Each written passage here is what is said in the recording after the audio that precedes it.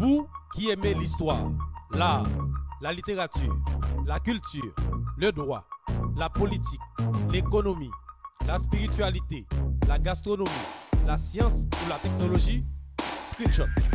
Screenshot, une émission qui répond à votre désir où tout est dit sans langue de bois. Screenshot, tous les jeudis, 19h sur HLive TV. Screenshot. Screenshot. Screenshot, chérie.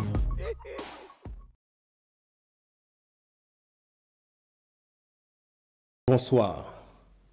J'ai le plaisir aujourd'hui de vous présenter la 8e sortie de l'émission Screenshot à l'occasion de la mort de Toussaint Louverture. Comme vous le savez, 7 avril 1803, M. Toussaint Louverture, une grande figure de l'histoire d'Haïti, donc a été en quelque sorte kidnappé depuis Haïti et puis a rendu ses larmes en France à Fort-de-Joux plus particulièrement. Et depuis lors, on n'arrête pas de parler de ce grand homme parce qu'il a marqué son temps. Mais aujourd'hui, nous avons avec nous pour parler de tout ça, parce que je vous dis toujours, je ne suis pas historien, mais à chaque fois qu'il y a une émission, j'essaye de trouver quelqu'un qui pourrait nous aiguiller en quelque sorte. C'est pourquoi ce matin, ou aujourd'hui, je fais appel à un grand homme, un docteur ès-lettres, et c'est M. Jacques Deconard. Il est à Bordeaux, donc on va en quelque sorte de mettre en exergue le parcours de Toussaint Louverture. Donc à qui je dis bonsoir et bienvenue, M. Jacques Deconard. Bonsoir, M. Chéri, et merci. Comment vous allez? Eh bien, ici à Bordeaux, tout va bien. Il y a du soleil? Le temps est... Voilà, le temps est clair, il fait soleil encore et encore jour. Pas tout à fait, c'est pas tout à fait la nuit encore, ni le crépuscule. Tout va bien. Tout va bien. Monsieur Jacques Deconard, merci que vous avez accepté de passer à cette émission pour éclairer l'antenne de plusieurs Haïtiens, ou bien de tout le monde en général, sur le parcours de Toussaint Louverture. Mais le thème choisi aujourd'hui, c'est Toussaint Louverture, un modèle de tous les temps. Ça vous inspire? Ah, bien entendu. Ça m'inspire tellement que j'ai déjà publié dans ma trop longue carrière 3 ouvrages sur Toussaint Louverture. Le premier s'intitulait Toussaint Louverture et l'indépendance d'Haïti, et il a été publié, bien entendu, en 1804. Enfin, pas en 1804, hein, pour la commémoration de 1804, c'est-à-dire en 2004. Je ne suis pas si vieux que ça, tout de même. Bon, le second que j'ai publié était la réédition des mémoires de Toussaint Louverture.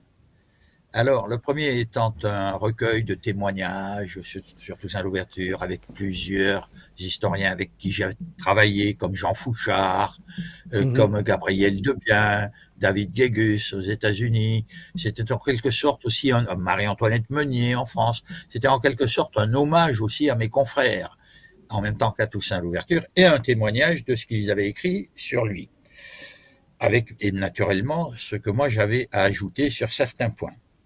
Mais le second, c'est la réédition des mémoires de Toussaint Louverture qui avait par Saint-Rémy d'Écailles, par un auteur haïtien, un des premiers historiens de l'époque des Madiou, Ardouin et autres, qui était Saint-Rémy d'Écailles. Alors j'ai publié j'ai réédité ces mémoires de Toussaint Louverture, qui étaient les mémoires qu'il avait écrits au Fort-de-Joux pour demander à Bonaparte de le juger, et non pas de le laisser comme ça pourrir dans un cachot sans qu'il puisse se justifier. Ce que naturellement, l'empereur Napoléon n'a jamais voulu faire. Il ne lui a jamais répondu. Ces mémoires, donc, n'étaient pas vraiment que l'histoire de sa vie, c'était l'histoire en marche de ce qui s'était passé entre Napoléon et lui, ou plutôt Leclerc, l'expédition Leclerc et lui. Ces mémoires donc sont très importants pour savoir comment Toussaint lui-même avait bâti son action et tenait à la justifier aux yeux de la France. Ce qui n'a pas été fait, puisqu'on ne l'a pas jugé. Napoléon ne lui a jamais répondu. Alors, le troisième ouvrage, oui, je termine rapidement. Le troisième, je peux le montrer. Je peux le montrer Oui. là parce qu'il est sorti aux éditions Sud-Ouest à Bordeaux. Je ne sais pas si j'arrive à le cadrer C'est bon, correctement. là, oui. Oui, Toussaint Alors, Louverture. c'est Toussaint l'ouverture et je l'ai sous-titré Le Grand Précurseur et non pas le Napoléon Noir. Vous comprenez pourquoi? Oui, Tout le monde, oui. beaucoup d'auteurs ont pensé qu'il était habile de l'appeler le Napoléon Noir. C'est une très mauvaise comparaison. Moi, je préfère le terme qu'emploient la plupart des Haïtiens, et notamment les historiens haïtiens, c'est-à-dire le grand précurseur, puisqu'il est le grand précurseur de beaucoup de choses. Et pour illustrer la couverture, j'ai choisi ce très beau tableau d'un peintre haïtien que j'ai connu à l'époque et qui a tenu à faire ce tableau-là pour moi, où l'on voit Toussaint qui arrive devant le Cap. Alors là, évidemment, ça ressemble au passage des Alpes par Napoléon, mais c'est pas le passage des Alpes, c'est l'arrivée au Cap par Toussaint. Avec l'expédition Leclerc, au fond, on voit les bateaux là de l'expédition qui arrivent, les voiles, vous voyez. Et puis, on sait que c'est Christophe qui a mis le feu à la ville. Enfin, vous connaissez l'histoire aussi bien que moi, puisque en Haïti, tout le monde connaît cette histoire. Et c'est très bien. Très bien, monsieur Jacques Deconat. Maintenant, en France... Non, mais avant, ce que j'ai pas fait, donc il n'est jamais trop tard. Jacques Deconat, c'est un historien, un docteur S-lettres. Qu'est-ce que vous voulez ajouter de plus? Parce que je sais que vous avez une grande carrière. Qui Eh bien, ce que je voudrais bien faire remarquer tout de suite, c'est que mes diplômes d'historien datent de l'époque de ma vie en Haïti. J'ai vécu pendant 25 ans dans la Caraïbe, dans les Antilles, dans les îles des Antilles, pas seulement en Haïti, à la Martinique aussi, à la Jamaïque, aux Bahamas, où j'ai exercé des fonctions de professeur et de diplomate pour l'ambassade de France. Et pour ce qui concerne Haïti, donc c'est là que j'ai découvert l'histoire. Quand je suis arrivé la première fois en Haïti, j'étais professeur de lettres. Je suis docteur d'État ès-lettres de la Sorbonne, mais j'ai fait également 2 autres thèses, dont la première était sur les colons du sud-ouest, sur l'habitation Fleuriot, la plantation Fleuriot dans la plaine du cul-de-sac, vous voyez. Et la seconde, l'habilitation à diriger la recherche, était sur les colons du sud-ouest à Saint-Domingue, c'est-à-dire les colons de ma région d'origine en France. Et voilà, donc, quand je suis arrivé en Haïti pour la première fois, j'ai découvert l'histoire d'Haïti très rapidement. Et je m'y suis intéressé, naturellement, parce que c'est une histoire qui est encore vivante, je dirais, et dont les Haïtiens ont gardé profondément en eux la mémoire. Oui. Je dirais qu'ils sont plus connaisseurs d'une certaine période de leur histoire, hein, pas toute forcément, que les Français ne le sont. Vous voyez, de leur histoire. Je vous concède. Voilà. Bon, quand un Haïtien a un reproche à faire à un touriste, s'il me regarde, il peut me prendre pour un touriste, qu'est-ce qu'il va me dire? Ah, attention, tout ça, l'ouverture des salines, etc. Il va me parler de tous les héros nationaux qui ont libéré les esclaves. C'est naturel. C'est l'histoire d'Haïti. Voilà. En France, quand quelqu'un ne va pas être d'accord avec vous, il ne va pas vous dire attention, Napoléon, Louis XVI. Bon, vous voyez la différence. Non, l'histoire n'est pas même, parce que nous, comme on était dans l'esclavage, donc normalement, on a gagné notre indépendance au sieur de nos sangs même. Donc c'est pourquoi on est toujours fiers quand on parle avec soit un touriste ou bien un homme blanc, on sort déjà la carte de Dessalines ou de Christophe ou de Pétion ou ensuite Toussaint Louverture, pourquoi pas? Eh bien, vous avez tout à fait raison d'être fier. Et vous, merci. Il y a quelque chose dans ce que vous avez dit qu'il faut faire remarquer. Qu'appelle-t-on homme blanc en Haïti? Qu'appelle-t-on blanc? Il y a 2 types de blancs en Haïti. Il y a les blancs français et les autres. Et les autres. C'est quand même très différent. C'est pas le même lien. Entre le blanc français et l'haïtien, il y a un lien malgré tout ce qui s'est passé de négatif dans cette histoire. Il y a un lien beaucoup plus profond qu'avec un autre blanc. Parce que qu'est-ce qu'on va appeler par l'histoire? Parce que nous avons une partie d'histoire commune, qu'on le veuille ou non. Il y a une partie de l'histoire d'Haïti qui se confond avec une partie de l'histoire de France. Et c'est ça que j'ai voulu faire connaître en France. Parce que les Français n'en sont pas conscients. Les Haïtiens en sont conscients de ça. Ils savent bien que c'est la France qui était là, avec des colons, qui avaient des esclaves, etc., qu'il y a eu l'expédition Leclerc, qu'on a battu la France, etc., qu'on s'est libéré. Bon, voilà. Alors, ce que je veux dire, moi, c'est que d'abord, mes diplômes d'histoire, je les ai obtenus en France, mais à l'époque où j'étais en Haïti et où j'allais faire certifier mes diplômes en France.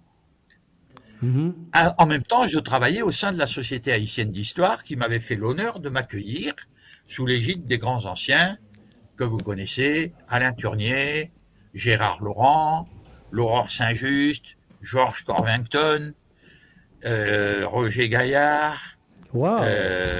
j'en passe, c'est des meilleurs. Voilà. Et Alain Turnier qui présidait, et Jean Fouchard, naturellement, qui était le doyen des historiens haïtiens, qui a été mon maître en histoire en Haïti. Gabriel Debien étant le pendant en France, mon maître également, quand j'allais travailler sur les archives françaises, parce que beaucoup d'archives de cette histoire commune se trouvent en France. Donc, vous voyez, il y a un lien très profond. Qu'est-ce qu'on appelle en créole, hein, quand on dit... En créole, il y a deux catégories de gens. Il y a nègre, c'est vous-même, c'est moi-même, c'est vous-même. Hein? Bon, Et ok. oui. Et puis, Oui. qui vous ça, qui blanc? Blanc, c'est qui ça? Blanc, c'est l'étranger, vous comprenez? Oui. C'est quelqu'un qui n'est pas haïtien. Moi, C'est j'avais ça. des amis martiniquais qui étaient des historiens antillais, qui étaient natifs natales, comme on dit en Haïti, des Antilles, de Guadeloupe, la Martinique, qui étaient, si on les connaît, si on les voyait comme ça de loin, sans trop faire attention, on pouvait penser que c'était un Haïtien. Alors ils venaient par exemple me voir, et puis pour faire des jurys de baccalauréat ou autre au lycée, et on se promenait dans la rue, mon ami historien antillais et moi, et tout le monde courait après mon ami en lui disant « Hé, Blanc, hé, Blanc !» Parce qu'il voyait bien qu'il c'était un touriste, qu'il n'était pas haïtien. Et alors, vous disiez tout à l'heure que l'histoire de ces deux pays-là, oui. Il y a une ressemblance. Mais dans le temps, je me rappelle quand j'étais à l'école, on parle de la révolution haïtienne qui est fille de la révolution française. Oui, ça je crois que c'est l'héritage d'un long enseignement de ces gens remarquables dont j'ai eu l'occasion de parler un peu avec vous, qui étaient les frères d'instruction chrétienne, qui ont pensé qu'il était bien et bon, ça se défend aussi. Chacun joue sa partie, vous savez, hein, dans la diplomatie universelle et par conséquent aussi dans la vision de l'histoire. Ils ont enseigné assez souvent avec une vision qui était quand même française, qui était française. C'était des curés, pour la plupart, ces curés et ces missionnaires étaient des Bretons, comme vous savez, à Saint-Louis de Gonzague. L'un d'entre eux était mon grand-oncle. J'en ai un petit peu parlé avec vous, le frère Hélier, que certains ont connu peut-être. Par exemple, le professeur Jean-Claude a été l'élève de Jacques Mel. Le professeur Jean-Claude a été l'élève de mon grand-oncle, qui était un Breton. Je n'étais pas le premier de la famille à venir en Haïti. Et ils ont fait un travail admirable. Mais ce travail a mérité à être un peu plus tard un recentrage, si je puis dire, fait par des historiens haïtiens. Alors moi, de toute manière, ayant été formé à l'histoire en Haïti, pas avec Jean Fouchard et Gabriel Debien, ayant eu mes diplômes en France qui donnent, si vous voulez, une espèce de caution plus large internationalement, je me considère comme un historien de formation haïtienne. Haïtienne. Je ne suis pas. Parce que vous étiez sur le terrain, vous avez appris beaucoup de choses. Voilà, absolument. Et l'une de mes forces en histoire, je dirais, par rapport à mes collègues français, a été la connaissance du terrain, naturellement. C'est ça, c'est ça. Si quelqu'un me dit quelque chose qui ne va pas, qui n'est pas ça à propos d'Haïti, je lui dirais attention, c'est pas comme ça. Parce que beaucoup d'historiens ne connaissent pas le pays sur lequel ils travaillent, vous comprenez? Donc, je suis assez tranquille de ce côté-là. Je vais vous dire très franchement que je suis même tout à fait tranquille, parce que j'ai derrière moi dans ma bibliothèque que vous voyez là, le diplôme que m'a remis la présidente, la seule présidente femme d'Haïti, Madame Erta Erta Pascal Pascal Trouillot. Trouillot. Voilà. Et c'est pour ça que je l'ai fièrement, cette décoration qui m'a été remise par mes confrères de la Société haïtienne d'histoire, envoyée par Madame Erta Pascal Trouillot, de commandeur de l'Ordre national, honneur et mérite de la République d'Haïti. Et comme vous, vous êtes fier de votre histoire, et moi je suis fier de cette histoire-là. Et je le porte avec fierté. Et je le porte avec fierté, parce que je dois dire que ce n'est pas un président controversé qui me l'a donné. Oui. Vous voyez, je ne vais pas citer, je ne vais pas remuer les cendres de ce qui n'est pas agréable dans l'époque contemporaine sur le plan du gouvernement haïtien pour beaucoup d'Haïtiens et pour beaucoup d'observateurs étrangers. Je dirais simplement que c'est le plus beau président d'Haïti qu'on pouvait rêver qui me l'a conféré. C'est la seule femme présidente qu'il y ait eu en Haïti, Madame Erta Pascal Trouillot. Voilà. Et donc j'en suis très fier et je le porte avec honneur. Bon, ok. Il n'y a aucun souci. Eh bien, voilà, mesdames, messieurs, c'est Jacques Deconat, l'historien, le docteur Eslet à Sorbonne, qui est aujourd'hui historien, qui nous a fait l'honneur d'être avec nous sur ce plateau pour nous parler de cette date qui est le 7 avril 1803, que vous savez que Toussaint Louverture a rendu ses larmes du côté de la France, plus particulièrement, ou plus précisément, à Fort-de-Joux. Donc, la première question que je voulais poser, et chers messieurs, Toussaint Louverture, il est célèbre? Ah, mais Toussaint Louverture est connu universellement. C'est une figure de proue dans le monde entier, d'abord pour une grande partie de l'humanité, toute cette partie de l'humanité qui peut avoir une racine, je dirais, noire, que ce soit en Afrique ou ailleurs, dans les diasporas américaines ou ailleurs, connaît Toussaint Louverture, révère Toussaint Louverture, parce que c'est le grand précurseur. Ensuite, il existe aussi sur d'autres continents, que ce soit en Asie ou en Europe, une excellente connaissance de Toussaint Louverture parce qu'il a marqué l'histoire. Alors, je dirais que peut-être il est un peu moins connu en Asie qu'en Europe, ou en Afrique, ou en Amérique, mais bon, il est universellement connu. Et ce qui était dommage, pour moi, c'est que... Donc, vous dites que Toussaint Louverture, universellement connu? Ah oui, c'est une figure mondiale, quand même. C'est une figure mondiale.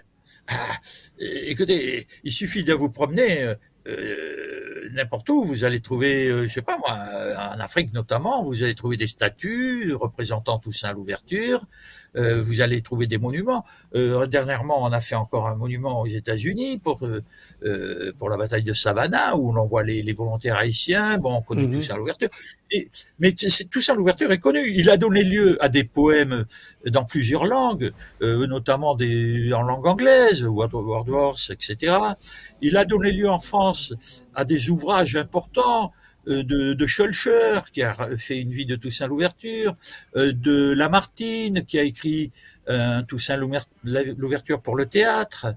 Il a donné lieu à cette réflexion extraordinaire de Chateaubriand.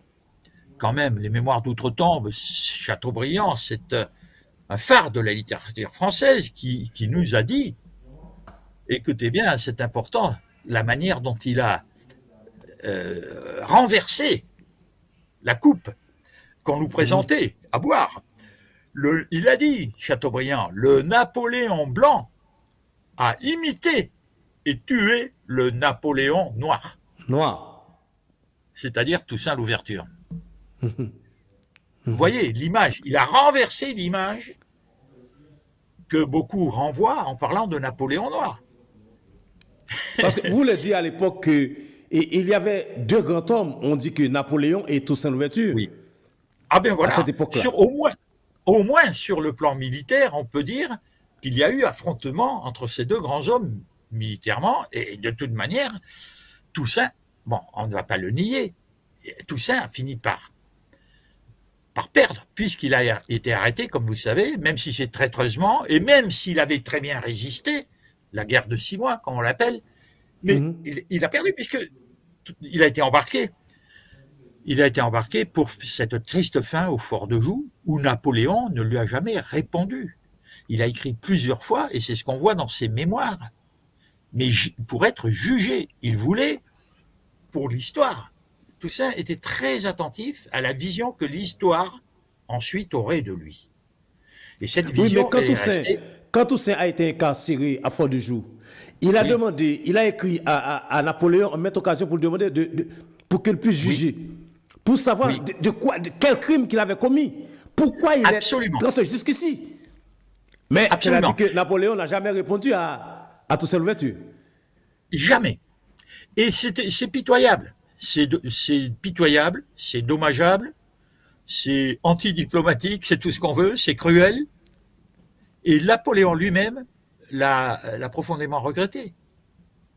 Quand il s'est retrouvé, lui, dans la même situation que Toussaint Louverture, prisonnier des Anglais, envoyé sur une île en plein centre du Pacifique, perdu, hors de vue de toute terre, avec un climat épouvantable. Épouvantable. On peut dire que Toussaint est pratiquement mort de froid et lui est pratiquement mort de chaud. Il lui est arrivé tout ce qui est arrivé à Toussaint. Mais n'oubliez jamais que Napoléon, le Napoléon français, avait 25 ans de moins que Toussaint. Il est venu après. Ils se sont rencontrés, lui, jeune général vainqueur de la Révolution française, Napoléon, et lui, vieux bonhomme déjà, il avait 50 ans à peu près, Toussaint, ayant eu une vie beaucoup plus dure que Bonaparte. Bonaparte est né dans une petite noblesse corse, il a été éduqué dans une école militaire française. Toussaint n'a pas été éduqué comme ça, lui. Il a été éduqué sur le terrain, lui. Il est né esclave. Il a été affranchi à l'âge de 33 ans, qui est un âge tout à fait symbolique. L'âge de la mort du Christ, l'âge du degré suprême, des instances maçonniques. 33 ans, c'est la pleine force, c'est la maturité, c'est tout ce qu'on veut. Il a été affranchi à ce moment-là. Mais il est resté sur sa plantation, à Bréda. Il a toujours aimé le haut du Cap, Bréda. Sa femme est restée là, ses enfants sont restés là. C'est ça qu'on ne comprend pas dans l'histoire. Il était attaché. C'est un homme de la plantation, c'est un homme du Nord. C'est pas un homme des villes. C'est pas quelqu'un à qui on a fait une vie, on a préparé une vie tout à fait tranquille, aisée, confortable. Il est parti du plus bas de la condition humaine, esclave. Il est arrivé au plus haut. C'est ça que j'allais vous poser cette question en disant que Toussaint Louverture, le guerrier, législateur, providentiel, martyr, mais esclave à celui de maître et libérateur de la colonie, vainqueur des Espagnols et des Britanniques. Ah oui, aussi. Et ça, au service de la France. Hein. Ne l'oubliez pas. De la France. Eh oui, et c'est ce qu'il voulait dire aussi à Napoléon. Vous comprenez? C'est là que c'est pitoyable, parce qu'il lui écrit, il faut voir ses lettres, ses mémoires que j'ai fait rééditer en France pour que les gens puissent les lire. Il les a annotés de sa main. Il les tenait dans un bonnet qu'il avait sur sa tête, enroulé. Un exemplaire qui était devenu quasiment illisible tellement il avait été relu, tripoté, remis sous le bonnet, etc. Il l'avait sur lui tout le temps. Mais il en avait envoyé des copies. Évidemment, on faisait des copies à l'époque. Et on l'a en archive, on peut le voir. On voit son écriture, très maladroite, avec une orthographe très phonétique. Il n'a pas été éduqué normalement. Il ne faut pas l'oublier, ça. Il a appris à lire comme ça par son parrain. Par son parrain qui avait reçu des jésuites du Cap, une certaine formation, qui était Pierre-Simon Baptiste, le père de celle qu'il appelle sa femme. Je dis celle qu'il appelle sa femme parce qu'il n'était même pas marié. Ça n'apparaît pas sur les registres. Légalement, je dirais, Suzanne, l'ouverture, j'attends qu'on me montre le contrat de mariage. Il n'y est pas dans les archives. Il a été marié une première fois avec une autre femme. Et ça, on n'en parle jamais. Enfin bon, on reviendra peut-être là-dessus, mais on va pas entrer dans ces détails-là. Mais en réalité, ce que je disais, c'est qu'il avait écrit de sa main. Et là, c'est quand même très émouvant quand vous voyez cette archive-là. Parce qu'il écrit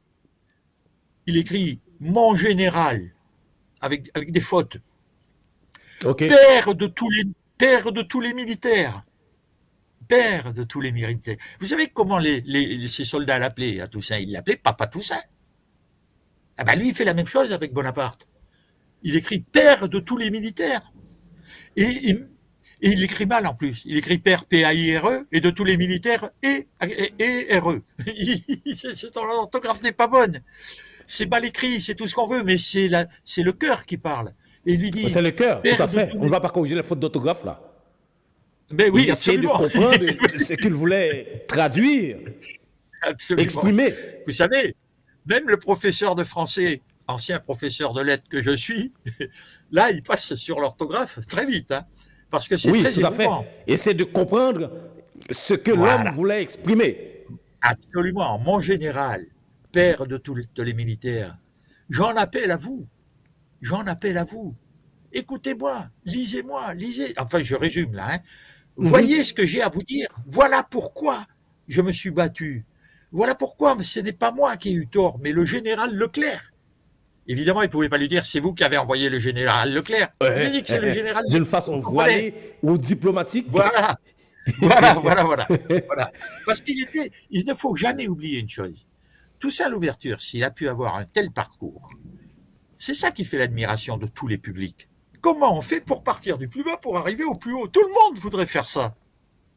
Il n'y a pas un Haïtien au coin de la rue là qui vous dira le contraire. Même le plus miséreux, il a dans l'idée qu'un jour peut-être quelqu'un dans sa famille va être président ou lui-même va arriver à faire quelque chose d'extraordinaire. C'est ce qui est très bien dans l'âme haïtienne. Avec un exemple comme ça, beaucoup d'Haïtiens en confiance. Vous comprenez? C'est ça la force vous l'avez appelé providentiel, du sauveur providentiel. Là, on est en période d'élection en France. Tout le monde attend un sauveur providentiel, mais on n'en a pas. On n'en a pas tous les jours. Oui. Bon, mais tout ça, il le fut. Mais bien sûr, il a une intelligence remarquable. Pour arriver à faire un tel parcours, il faut quand même être intelligent. Je me souviens avoir parlé plusieurs fois avec des collègues. Et à chaque fois, ils oubliaient de dire ça. Mais c'est quand même important. Au bout d'un moment, ils peuvent vous dire il était bon militaire, il était opportuniste, il imitait bien ce que faisaient les Blancs et tout. Et donc, c'est comme ça qu'il a réussi à les contrer, à les battre, etc. Les Anglais, les Espagnols, comme vous disiez. Mais à un moment, il faut dire le fond de la question, c'est qu'il était très intelligent. On n'a pas que des compliments à lui faire, hein.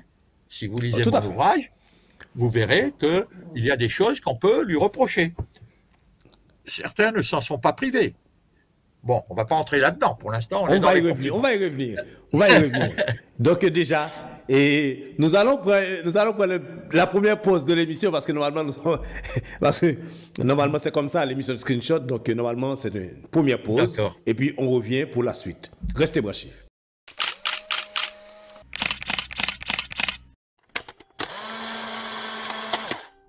Vous qui aimez l'histoire, l'art, la littérature, la culture, le droit, la politique, l'économie, la spiritualité, la gastronomie, la science ou la technologie, Screenshot. Screenshot, une émission qui répond à votre désir où tout est dit sans langue de bois. Screenshot, tous les jeudis, 19h sur HLive TV. Screenshot. Screenshot. Screenshot, chérie.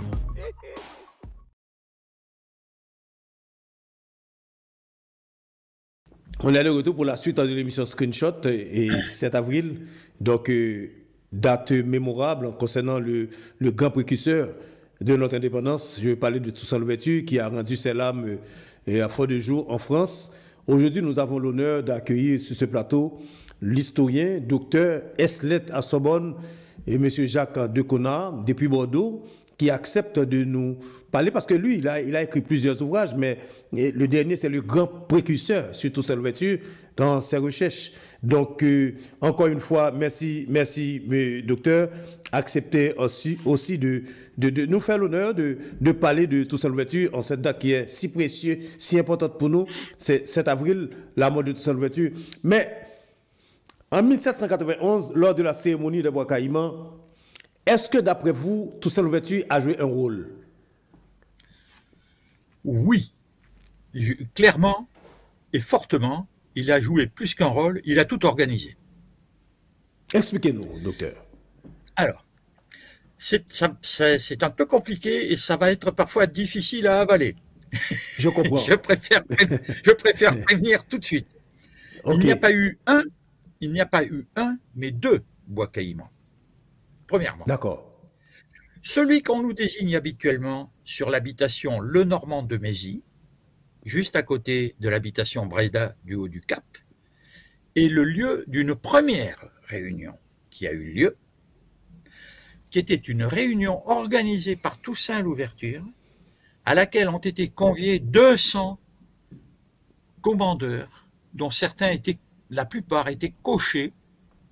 Vous voyez, c'est-à-dire qu'ils menaient la voiture du maître de la plantation ou du gérant, à tel point qu'on a d'ailleurs appelé ça à un moment le complot des cochers.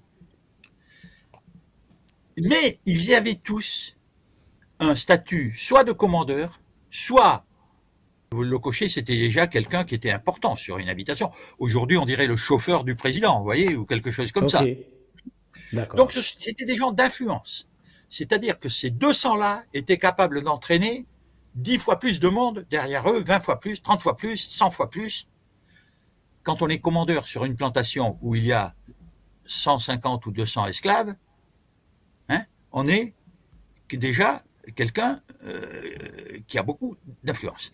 Ça, c'est la première réunion, ça a été une réunion politique, menée par Toussaint, dans laquelle on a dit, toi tu feras ci, toi tu feras ça, toi qui es cocher, il connaissait tous les chemins, il connaissait toutes les routes, les cochers, il pouvait approvisionner les troupes, il pouvait savoir par où on devait passer pour ne pas tomber sur une caserne ou une patrouille de blancs. C'est ça qui a fait une grande partie du succès de la Révolution, de l'insurrection. Donc ça, c'est la partie organisée. Et pour finir sur cette partie organisée, je dirais qu'elle s'est produite à la suite d'une conversation que Toussaint a entendue sur l'habitation Breda et qui est rapportée par Céline Ardouin notamment, dont Madiou a reparlé, les autres aussi, et même tous les grands historiens haïtiens en ont parlé. Puis ensuite, je ne sais pas pourquoi cette thèse a été abandonnée. 3 blancs, 2 ou 3 blancs, apparemment, étaient en train de parler sur cette habitation. Le premier, c'est Bayon de Liberta, le gérant, qui était, j'allais dire, le modèle de Toussaint, mais le modèle a été dépassé par l'élève. Au départ, Bayon de Liberta faisait l'admiration de Toussaint parce que c'était le gérant blanc qui était là, qui se débrouillait, qui gagnait de l'argent, qui dirigeait un peu de tout, qui s'achetait une plantation, etc. C'était l'homme qui réussissait, vous voyez. Bon, donc lui, Bayon de Liberta, qui était devenu un petit peu comme le maître sur le terrain de Toussaint, hein. Voilà, Toussaint était devenu son homme de confiance. Il s'occupait de sa plantation au Limbé, il s'occupait plus de Breda du Haut du Cap, c'était Toussaint et son beau-frère Bruno, qui était le commandeur, et lui le cocher, Toussaint. C'était eux qui dirigeaient la plantation. Bon. Le second, c'est à coup sûr, enfin, on ne sait pas exactement, hein, mais c'était certainement Touzard, qui ensuite a eu un rôle assez curieux dans l'insurrection. Il ne tirait pas vraiment sur les camps d'insurgés et il disait il faut pas détruire les plantations en même temps. Bon, il a épargné beaucoup de pertes aux insurgés. Bon, ces gens-là étaient des contre-révolutionnaires, étaient des royalistes. Et c'est pour ça que dans les premiers temps, les premiers insurgés portaient des drapeaux. On s'est toujours posé la question, on ne savait pas pourquoi. Ils s'appelaient entre eux, des drapeaux blancs, ils s'appelaient entre eux Jean du Roi. Parce que le bruit avait couru également que le roi allait donner 3 jours par semaine aux esclaves, et que c'était les méchants révolutionnaires français qui empêchaient, etc. Donc, vous voyez, il y a des dessous politiques qui n'ont pas été révélés correctement. Il y a eu complot, je suis formel. Alors, on appelle ça la thèse du complot, certains sont contre, mais il n'y a pas à être pour ou contre, c'est comme ça que ça s'est passé. Ça, c'est la première partie. Deuxième bois caïman. Alors, je finis avec, quand même, hein, l'habitation Le Normand de Mézy, il faut la connaître. Elle est dans les Mornes. C'était une caféière. Oui. C'était pas une sucrerie. À côté, il y a un grand pont que tous les esclaves connaissaient parce qu'il menait du Cap au Limbé. C'était un pont de passage piéton uniquement, si je puis dire, assez étroit mais grand que tous les esclaves connaissaient. Dès qu'ils sortaient de la plantation pour aller au marché ou ailleurs porter quelque chose ou quoi, qu'ils avaient l'autorisation, ils passaient par là. Donc c'était facile pour se repérer, facile à trouver. Ils se sont retrouvés les 200 là à faire l'organisation politique. Ça a été très sérieux et pas du tout festif. Et le bois caïman, c'est pas là. Ça, c'est le Normand de Béziers. Parce que qui c'est qui a vu un caïman là-haut dans les Mornes? Personne. Personne. Comment voulez-vous que ça s'appelle le bois caïman à cette altitude-là? Il n'y a jamais eu un caïman là-haut. C'est pas possible. Alors, quand on fait visiter aux touristes le bois caïman dans un morne, c'est une supercherie. Oui, le mais vrai bois caïman. On dit aussi que le imam, c'est, même si on parle, peut-être c'est la déformation, on dit bois caïman, mais on parle de imam parce que on fait référence à Boukman, qui était un musulman, oui, etc. Oh là là là là, tout ça, c'est un peu de la mythification. On va y revenir. Bon, d'accord. On va y revenir. Mais il faut finir avec le complément qui est le vrai bois caïman, qui est en bas dans la plaine, lui. Il est à la plantation, à côté il est sur la plantation Choiseul, qui est juste à côté, en bas, une fois que vous passez le pont Bréda, sur la rivière du Haut du Cap, vous entrez là et vous avez la plantation Choiseul. Donc c'est pas loin. Mais c'est là qu'il y a le bois caïman. Ça figure sur les cartes. C'est écrit caïman. C'est écrit sur la carte. Comme vous avez le trou caïman dans la plaine du cul-de-sac, ça existe. Là, il y a des caïmans dans les plaines, dans les mares, dans les étangs. Alors là, il y a écrit caïman, bois inondé. Il y avait des arbres là et des marécages de la rivière du Haut du Cap. C'est là qu'ils étaient les caïmans. C'est pour ça que ça s'appelait bois caïman. C'était là, en bas, c'était pas en haut dans les mornes. Il n'y a jamais eu un caïman qui escalade les mornes. Ça n'existe pas. Les caïmans, ils sont au bord des rivières, dans les plaines. Bon, dans les marécages. Et là, on a eu, effectivement, la grande cérémonie festive qui prélude à toutes les batailles que le peuple haïtien livre. Quand il y a eu les déchoucages à la fin du Valier, tout ça, là, au mauvais moment où il y avait toutes ces émeutes, avant d'aller au déchoucage, les gens, moi je les ai vus, ils faisaient une grande cérémonie, service, le what, tout ce que vous voulez. Parce qu'on peut mourir là après. Hein Alors, bon, il faut faire les choses correctement avant. Donc, on a fait cette cérémonie. Et il ne s'agit pas, comme on dit en Afrique, de mourir mal. Hein Quand on dit celui-là, il est mal mort. C'est pas bon, ça. Bon. Donc, est-ce qu'il y a bel mort, il y a mal mort? Donc, je ne sais pas. Oui, exactement. En français aussi, on dit mal mort. Bon. Et alors, Là, vous avez une fête qui se fait avec effectivement un Hougan. Alors, on introduit Boukman dans la fête. Bah, évidemment qu'il était, mais il était dans le complot des 200, lui, là-haut, des chefs, des commandeurs, vous voyez. Est-ce qu'il était là? Je ne sais pas, moi, j'y étais pas. Mais on dit qu'il y était. Bon, peut-être, on ne sait pas. C'était pas forcément les mêmes qui faisaient l'organisation politique et ceux qui ont fait la fête en bas. Je ne pense pas que Toussaint était à la cérémonie festive de Choiseul, du bois. Il était en haut, mais pas là, dans la plaine, là, c'est pas sûr, je sais pas, c'est pas sûr. Il y en avait certains qui devaient être là pour donner la bonne parole aux autres. Mais enfin, ça a surtout consisté en une grande fête, comme celle qu'on faisait les dimanches sur les plantations, ou la nuit, vous voyez, avec service, etc. Bon, fête vaudou, tout ça est vrai. Maintenant, les gens qui donnent la thèse de Caille Iman, la caille de l'imam, c'est un peu poussé, je crois, comme interprétation.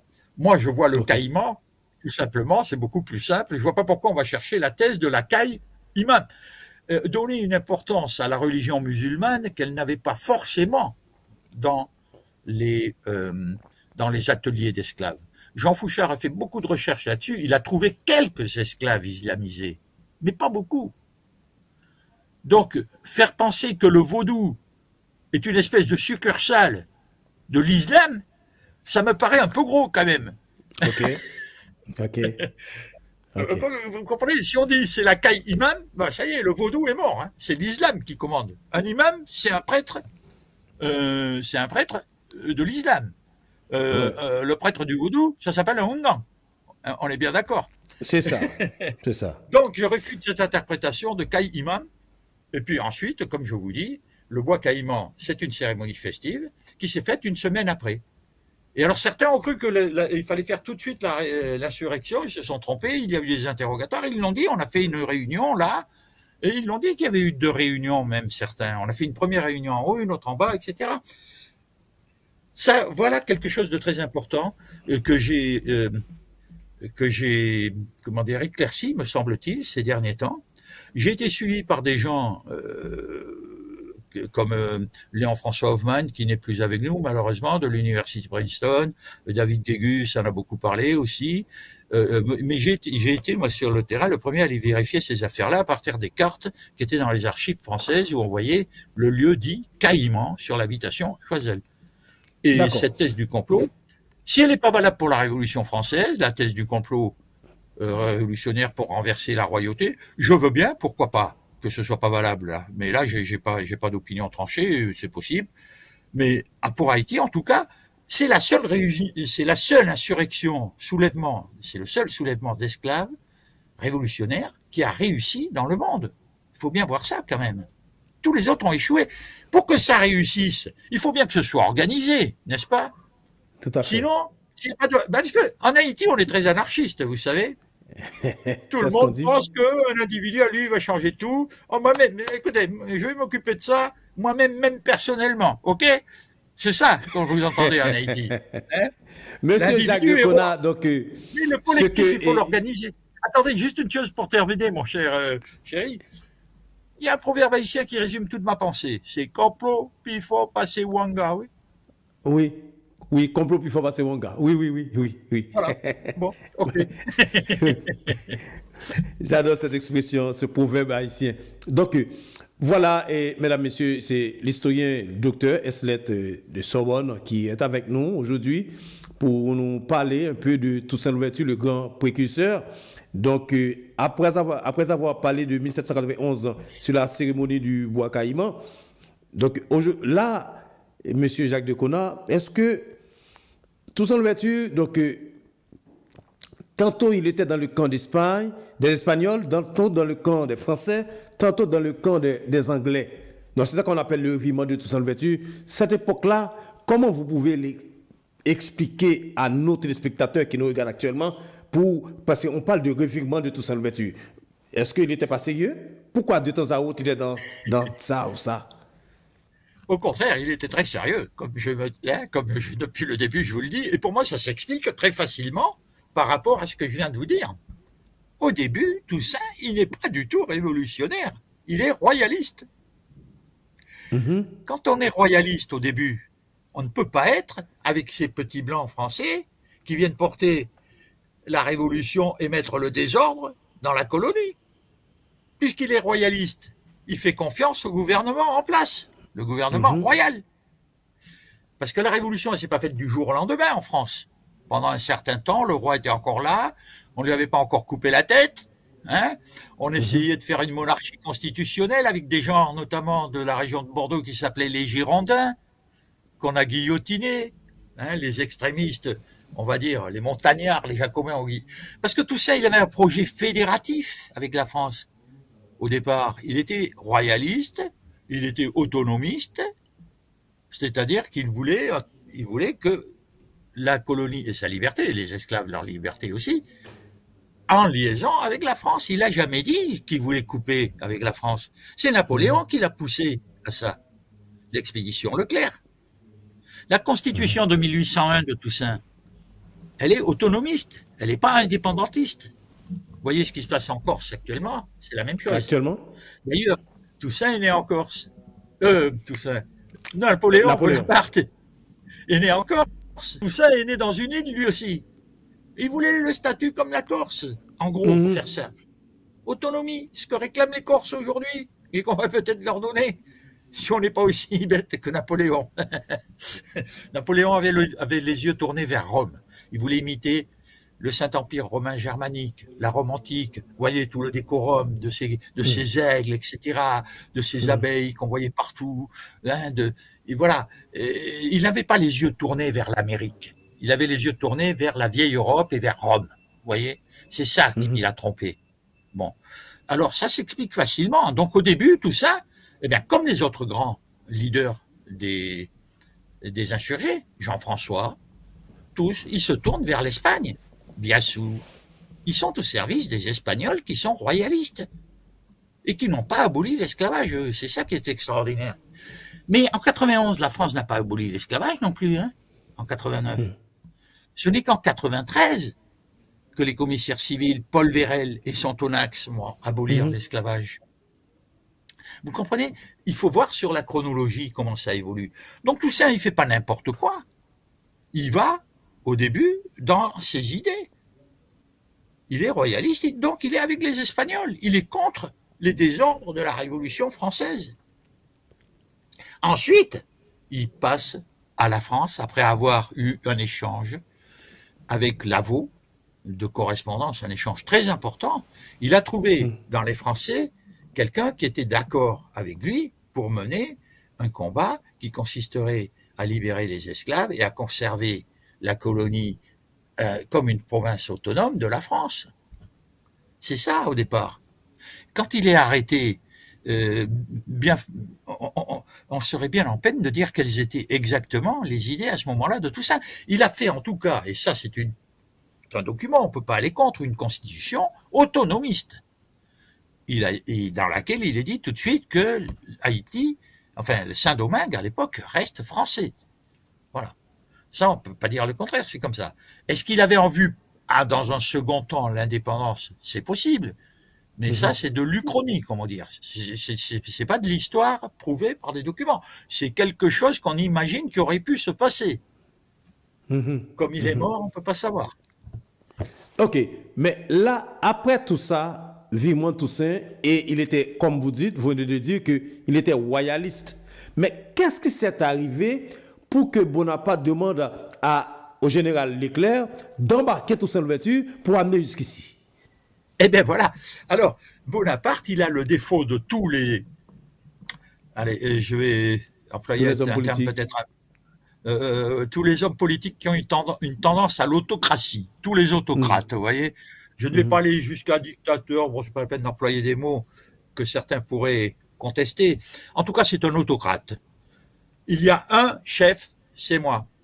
Voilà ce que dit Bonaparte. Il ne supporte pas un rival.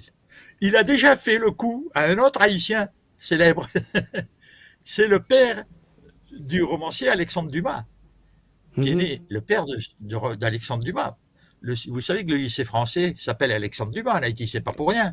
C'est parce que c'est pas le romancier des Trois Mousquetaires dont on parle là, c'est le général Thomas Alexandre Dumas Davy de la Pailletterie, qui était le fils d'un marquis et d'une esclave, et qui par conséquent était esclave comme sa mère, puisque c'était la mère qui donnait le statut, c'était pas le père.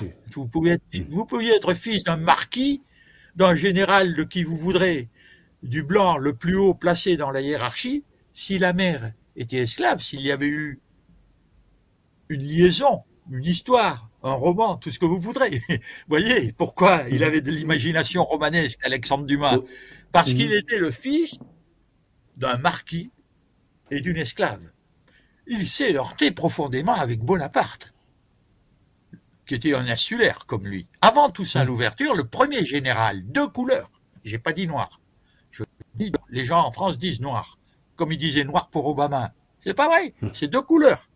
Ne confondons pas tout. Hein? Voyons. Okay. Bon, à l'époque, ça s'appelle deux couleurs. Le premier général de couleur français, ça a été Thomas Alexandre Dumas Davy de la Pailletterie. Vous voyez jamais le nom complet. On dit simplement le général Alexandre Dumas, parce qu'il avait renié son père. Parce que son père lui-même l'avait renié. Parce que son père, qui était un joueur invétéré, n'ayant plus d'argent, a voulu rentrer en France. Il a fait quelque chose qui est assez horrible à nos yeux aujourd'hui. C'est qu'il a vendu ses propres enfants, qui étaient des gens de couleur, puisqu'il les avait eus avec une esclave noire. Il les a vendus à Réméré, comme ça il pouvait les récupérer au besoin. Voilà, c'était ça la formule. Mais enfin, quand même, on ne fait pas. C'est pas possible, ça, de vendre ses enfants. Oui. Et ça, le général Dumas n'a pas apprécié, donc voilà pourquoi il s'est fait connaître sous le nom de sa mère. Et il a fait comme Toussaint, il est monté tout seul. Le général Dumas, Alexandre Dumas. Et il est arrivé à devenir quelqu'un de très important. Les Autrichiens avaient très peur de lui, par exemple. Et il l'appelait le diable du Tyrol, etc., parce qu'il les avait battus plusieurs fois. Mais il ne se laissait pas faire par Bonaparte. Et il l'a envoyé plusieurs fois, il lui envoyait des lettres, général consul ou comme ça, il lui disait même pas mon cher général ou quoi, lui, hein, c'était pas comme Toussaint, et il lui envoyait des lettres, vous direz à Berthier que si je le vois sur mon chemin, il fera C... dans sa culotte. Voilà comment il lui parlait, hein, en lui disant un de ses favoris. Et à tel point qu'il a eu des problèmes, Alexandre Dumas, le général, avec Bonaparte. Vous voyez que Toussaint n'a pas été le premier général, parce que Bonaparte a fait radier Toussaint des cadres de l'armée. Toussaint, sur le vaisseau qu'il amenait en France, et on lui a enlevé ses épaulettes, on l'a dégradé. On a arraché les épaulettes, vous voyez. C'était une cérémonie humiliante. Il a été radié. Ce qui n'a empêché que ses enfants, tout de même, n'a pas empêché que ses enfants touchent la pension de général. Surtout à la Restauration, quand les rois sont revenus, ils ont remis une pension à Isaac Louverture qui vivait à Bordeaux. La pension du père, général. Vous voyez? Voilà des petites complexités de l'histoire qu'on ne connaît pas très bien. Alors c'est normal qu'ensuite, en s'entendant avec Lavaux, il a fait la volte-face célèbre qu'il a amenée du côté de la République, mais longtemps après 93, après la libération par les commissaires publics, civils, ça a été près de 6 mois. Et là, quand même, il a attendu un moment, et puis finalement, il a fait cette volte-face, il s'est retourné contre ses anciens maîtres, les Espagnols, il les a massacrés au passage, et il a repris des parties du pays pour la France. Voilà l'histoire. C'est pas de l'inconséquence, c'est juste un changement de politique brutal, brusque tout au moins. Mais d'après l'histoire, on a expliqué que quand général Leclerc arrivait là-bas, qui voulait embarquer Toussaint Louverture, mais les autres, comment on dit, comme Dessalines et autres, les autres militaires qui étaient avec Toussaint ne voulaient pas cette rencontre. Parce que là où était Toussaint Louverture, du côté au Cap français, à l'époque, donc pour le rendez-vous, c'était au Gonaïves, si je me trompe pas. Donc, on ne voulait pas que Toussaint Louverture arrive jusque dans la Tibonite pour aller trouver Leclerc. Mais qu'est-ce qui s'était passé? Pourquoi il avait accepté? C'est parce que Toussaint avait cru en lui-même. Alors, voilà, il y a plusieurs épisodes qui s'étendent sur une chronologie assez longue. D'abord, il y a la guerre de résistance pendant 6 mois à peu près, et puis Toussaint arrive à composer un petit peu, à obtenir ce qu'on appellerait aujourd'hui un cessez-le-feu, si vous voulez. Alors, la condition, c'est qu'il se retire sur ses habitations qui étaient à Henry, dans l'Artibonite, pas loin de Saint-Marc, vous voyez, en remontant le fleuve, là, l'Artibonite, en allant vers les Vérettes, etc. Petite rivière de l'Artibonite, tout ça. À Henry, un très joli canton d'ailleurs, bien verdoyant. Il y avait une très belle habitation là, qui était, vous connaissez peut-être cette partie d'Haïti, bien. Et en tout cas, c'était l'habitation qui appartenait autrefois à Madame Descaos. Vous savez qu'on parle des montagnes Descaos aussi, dans ce coin-là. Oui. Et voilà. Et Madame Descaos, en fait, elle s'appelait pas Madame Descaos, c'était une Madame Rossignol la Chicotte Descaos. En plusieurs mots, vous voyez. Oui. Descaos, ça s'écrivait C-A-H-A-U-T-S. D'ailleurs, on dit qu'elle a été la maîtresse de Toussaint. Toussaint a eu beaucoup de maîtresses. C'était un homme à femme. Voilà, on va dire ça en passant très rapidement, sans s'étendre. Pas plus que le soldat qui avait trouvé la boîte. Une réputation.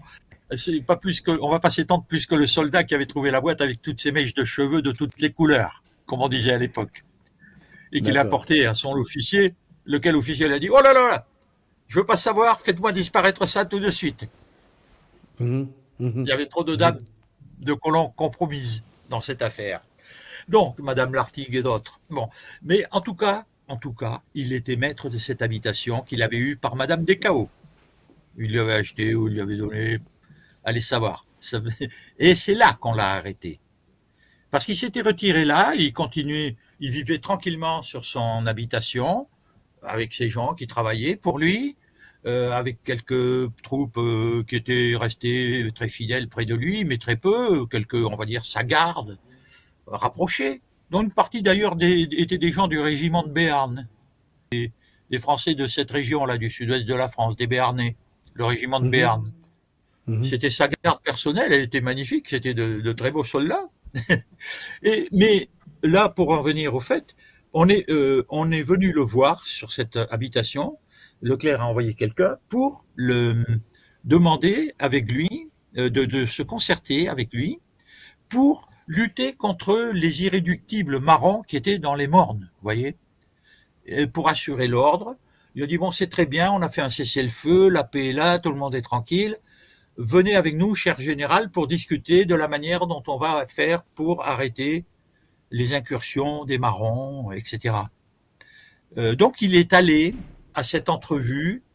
Est-ce qu'il savait les risques qu'il prenait? Je le crois. Il a fait confiance. Il a été trahi.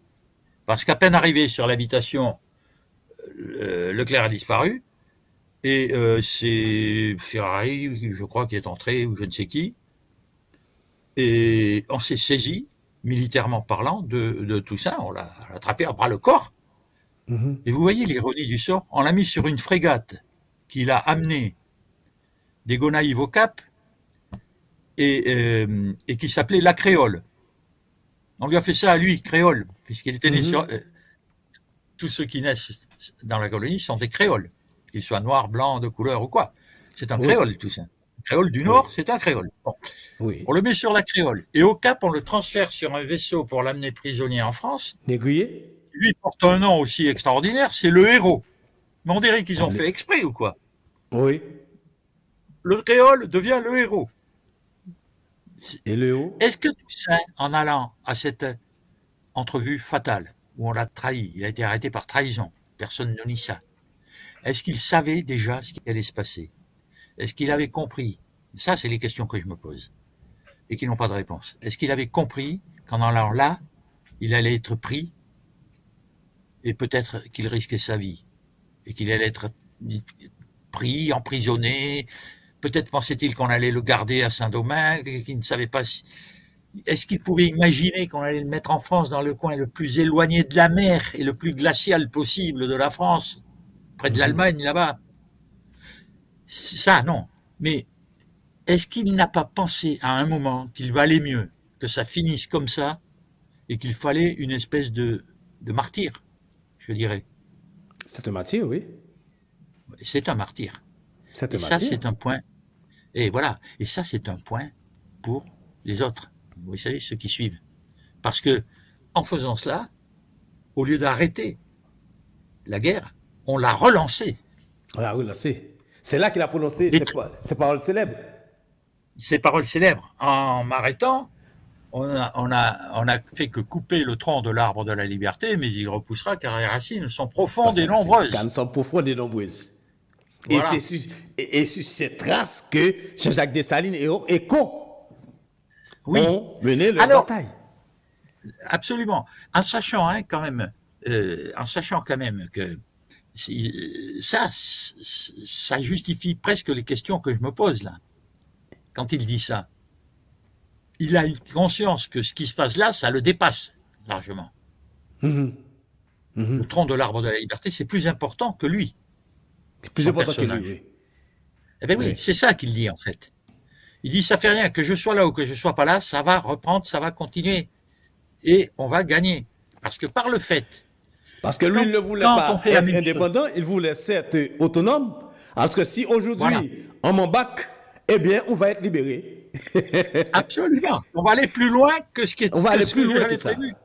Est-ce que Toussaint, vous savez, c'est quelqu'un de très secret, comme les gens intelligents, souvent sont secrets. Ils ont des plans dans la tête, mais ils ne les disent pas à tout le monde. On peut se poser un tas de questions. Là-dessus.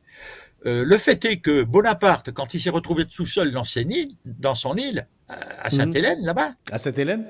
Il a eu il a eu cette parole. Oui, on m'a arrêté traîtreusement, c'est parce que les Anglais lui ont fait la même chose. Il est monté sur un bateau en disant, bon, je me livre à l'Angleterre, sachant que c'est un grand pays qui va me respecter, qui me donnera les honneurs militaires et tout. Pas du tout. On l'a embarqué, hop. Est-ce que c'est le Camar? Comment? Est-ce que l'histoire de Camar? Donc, comme il a embarqué Toussaint de cette manière, lui aussi passe par la même...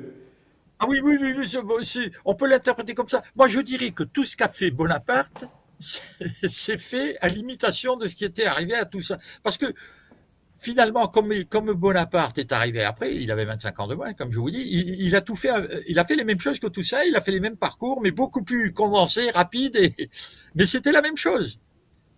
Et c'est là qu'il s'est aperçu et qu'il a dit, oh mais j'ai fait une grande erreur sur Saint-Domingue, j'aurais dû me contenter d'un traité de paix avec Toussaint, j'aurais eu une grande force de 50 ou 100 000 braves noirs, de 50 000 ou 100 000 braves noirs, qui m'auraient préservé l'Amérique. C'est-à-dire non seulement Saint-Domingue, mais la Louisiane aussi, qu'il a été obligé de vendre aussi, à cause de l'échec de Saint-Domingue. Oui, il a perdu la Louisiane. Il était obligé de vendre la Louisiane pour renflouer la caisse de l'État. Ah, mais il l'a vendu, mais pour une bouchée de pain. Il l'a vendu pour moins que ce qu'on a fait payer comme indemnité à Saint-Domingue, à Haïti, indépendante. Vous voyez, il l'a pas donné, la Louisiane, mais pas loin. Surtout pour embêter les Anglais, en plus. Parce qu'ils savaient que les États-Unis allaient se renforcer allaient doubler de population et tout avec la Louisiane, et de territoire, grandement. Vous voyez ? Donc, toute cette politique très fine, là, Toussaint l'avait certainement en tête, et il était suffisamment bon politique pour... Est-ce qu'il a pensé à tout ça? On ne peut pas savoir, on ne peut pas dire, puisque ça ne s'est pas fait. Voilà, c'est tout ce que je peux dire là-dessus. Donc, c'est la deuxième tranche et c'est la deuxième pause à l'émission. On va entamer la dernière. Donc, on va prendre une petite pause et puis on revient pour la suite de l'émission. D'accord, très bien.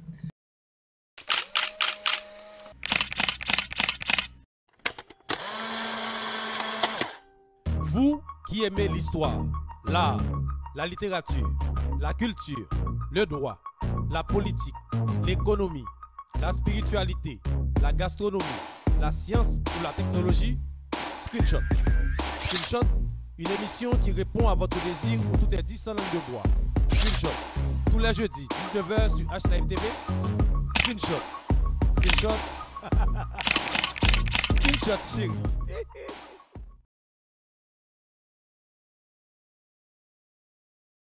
Voilà, mesdames, messieurs, on est de retour pour la dernière partie de l'émission Screenshot, 8e sortie déjà. Donc aujourd'hui, nous avons toujours l'honneur et avec monsieur et docteur, historien Jacques Deconat, Sorbonne, qui a écrit plusieurs livres, mais le dernier, c'est le grand précurseur.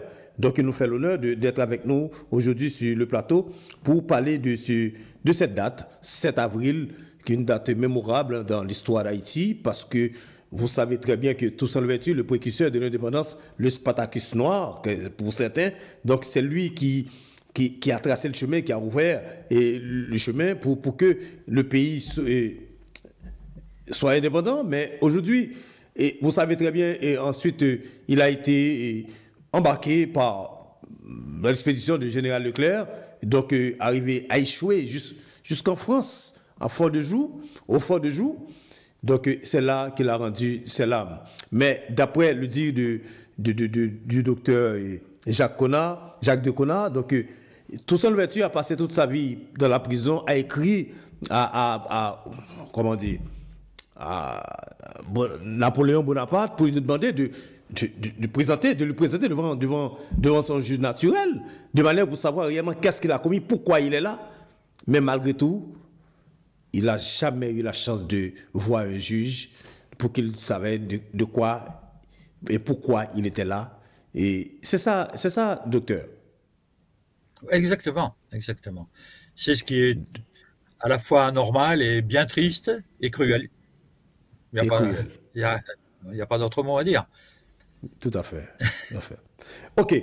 Mais là, pour revenir, donc, dans vos recherches, vous avez écrit un dernier livre qui c'est Le Grand Précurseur.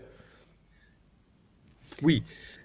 C'est après tout ça, vous arrivez à déterminer, à décortiquer, arriver quand même à conclusion que Toussaint Louverture était vraiment un grand précurseur?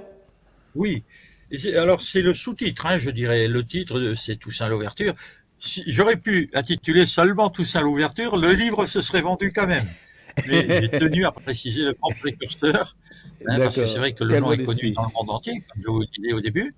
Mais le grand précurseur, je tenais à mettre ce sous-titre parce que c'est, je dirais, l'appellation consacrée parmi les historiens haïtiens les plus sérieux, quoi. C'est quelque chose qui ne prête pas à confusion, comme de l'appeler le Napoléon noir, ou même Spartacus noir, comme vous avez dit, parce que Spartacus, quand on regarde bien, il était très fort, mais il a été vaincu. Oui. Alors vous me direz Toussaint aussi, oui, mais Toussaint, à la fin, il a gagné. Il a gagné par sa mort. Par sa mort. Alors c'est un peu. C'est pas pareil. Complexe, mais c'est pourtant la vérité. Alors, ben, voilà. Il faut savoir aussi, pour finir, que le 7 avril approche là. On s'est posé la question avec quelques amis, mais je ne sais pas si ce sera possible parce que là l'échéance approche, mais c'est pas très bien organisé. Et il serait intéressant qu'on puisse aller poser une gerbe ou quelques fleurs, ne serait-ce que quelques fleurs, au cimetière de la Chartreuse, où sont les restes d'Isaac Louverture et de son épouse Louise, dite Coco Chancy, qui sont décédés tous les deux dans leur maison de Bordeaux, juste à côté de chez moi, dans la rue Fondodège, sur la maison sur laquelle on avait déjà posé une plaque en 1804 par le maire. J'avais constitué une association qui s'appelait Agora Aquitaine-Antilles, un peu spécifiquement pour ça, parce que je voyais approcher la commémoration en 1803 de la mort de Toussaint et en 1804 de l'indépendance d'Haïti, qui sont deux phénomènes liés dans l'histoire. Il n'y aurait pas eu d'indépendance d'Haïti sans la mort de Toussaint. Ok. Ça, on peut le dire, c'est sûr. Oui, parce que ça a galvanisé la troupe derrière. Absolument. Ça a radicalisé la lutte, alors que si on n'avait pas tué Toussaint, il y aurait peut-être eu une autonomie. Mais là, il n'y a pas eu la place pour l'autonomie. Dans l'autonomie, ouais. Puisqu'on a dit stop. Bonaparte a dit stop. Et bon, il a dit plus que stop. Il a fait arrêter tout ça, il l'a laissé mourir. Il a fait arrêter bon nombre et déporter bon nombre de ses généraux. Voilà. D'autres. Vous savez, on dit que ils ont repris tous la lutte. Bon, il y a eu des mouvements de part et d'autre, comme dans toutes les actions politiques. Il y a des gens qui changent de bord à certains moments. Hein. Ils n'ont pas toujours tous été du même avis. Donc mais bon, à la fin, la mort de Toussaint a fédéré, je crois, toutes les énergies contre les troupes envoyées par Bonaparte. Ça, c'est clair. Dessalines, Pétion et Christophe se sont retrouvés tous ensemble, sans problème. Alors qu'à certaines époques, ils ne l'étaient pas. Vous voyez Comme quoi, hein, c'est pas forcément celui que l'on croit vaincu qui a perdu. Qui a perdu, c'est ça. Mais, voilà. Cher monsieur, Toussaint Louverture, était-il un bourreau? Parce qu'on avait dit qu'il devenait un grand planteur, disons, il avait ses propres esclaves, vrai ou faux? C'est extrêmement complexe. Non, mais là, il faut... C'est complexe. Vous posez une question sur laquelle il est difficile de répondre. Écoutez, vous êtes un chercheur. Oui. Non, mais vous savez, il faudrait dire à telle époque, à telle époque ou à telle autre. Déjà, il faut replacer ça dans la chronologie parce que les choses avancent et changent dans toute l'histoire.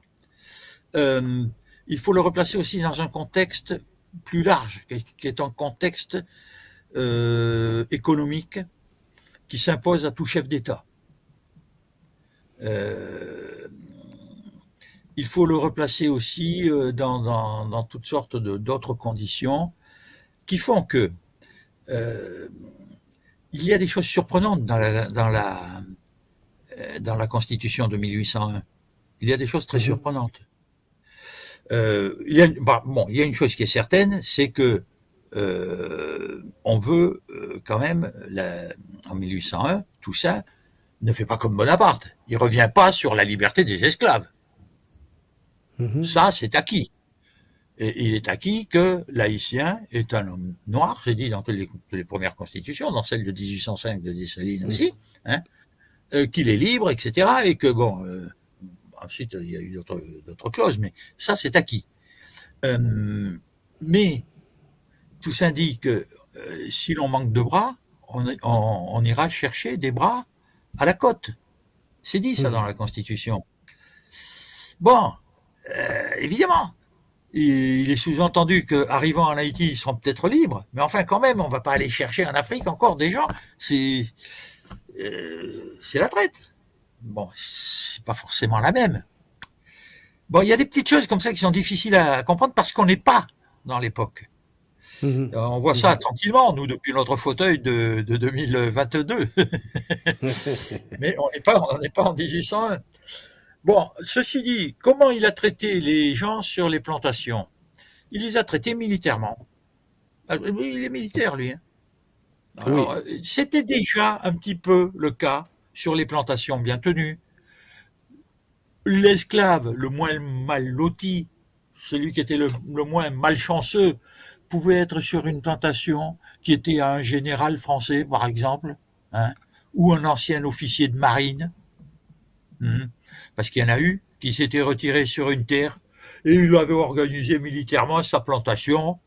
Et assez souvent, puisque quand le maître était là, ça se passait mieux quand c'était un voleur de gérant qui essayait d'exploiter le maître qui était rendu en France et qui éreintait de travail les esclaves pour gagner plus d'argent, qui les détournait pour aller travailler pour lui sur sa plantation, qui s'en fichait pas mal de les perdre ou quoi parce que c'était pas les siens, c'était ceux du maître.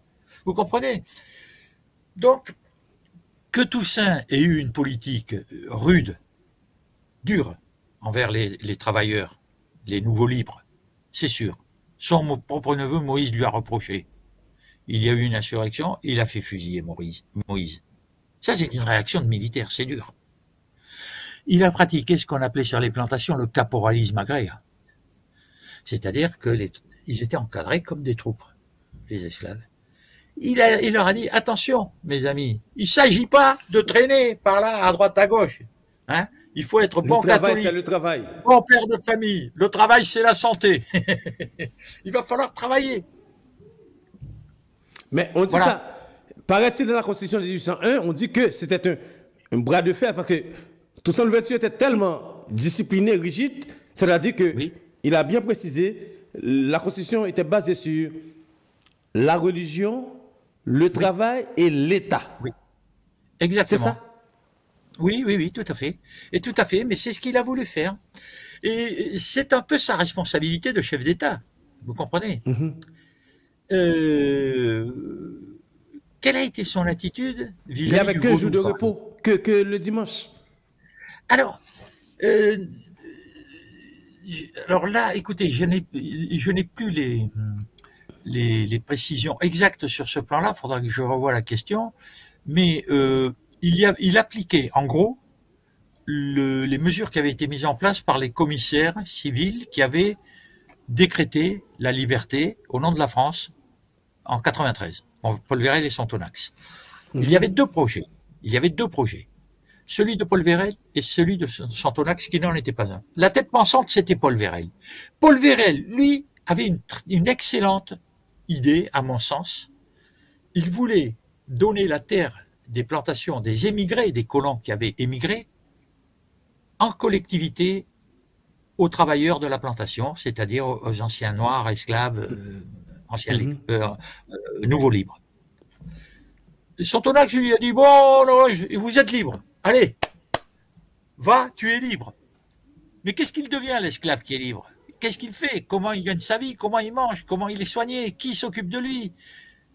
Vous ne pouvez pas, du jour au lendemain, dire à des gens qui ont toujours été contrôlés, gouvernés, assistés, gardés, soignés sur la plantation, voilà, tu es libre, tu peux t'en aller. Qu'est-ce qu'il fait, l'esclave?